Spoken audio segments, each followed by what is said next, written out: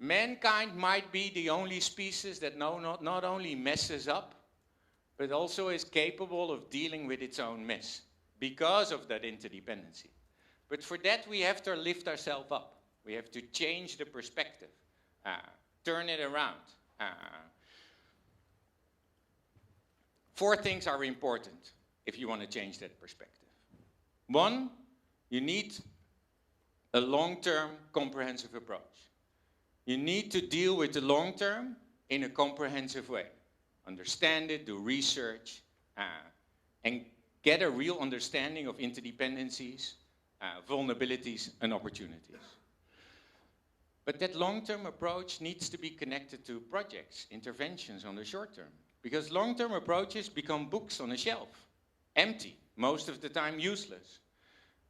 If they're not connected to investments, to real projects, to different facts on the ground.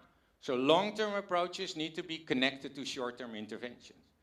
There's a necessary connection back. A short-term project is nothing but an incident if it's not connected to a strategy, if it's not connected to a long-term approach. And incidents don't add up to resiliency.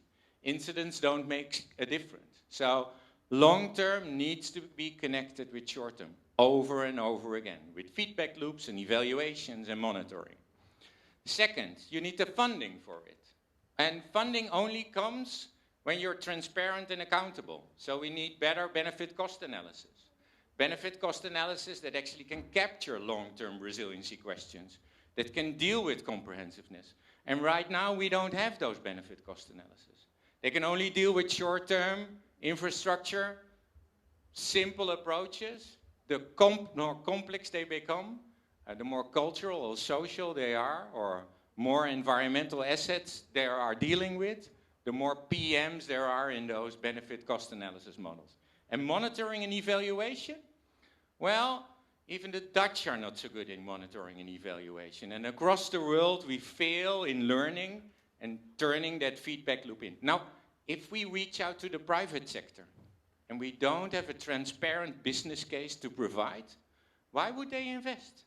I mean, we put taxpayers' dollars all over the world in projects that are not transparent, but private sector is a little tougher. But democracy should be able to act the same way as a stakeholder or shareholder. So private and public sector should have that same transparency and the same accountability. So then we have long-term and short-term, and accountability and transparency for financing. But then the process.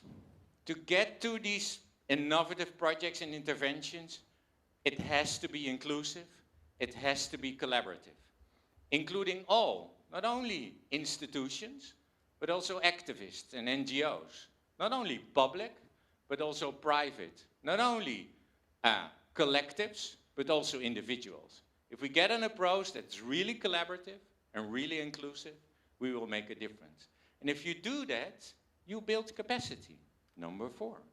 Building capacity amongst institutions, amongst individuals, amongst NGOs, researchers and businesses and investors builds the opportunity to enhance and increase the way we deal with these uncertainties.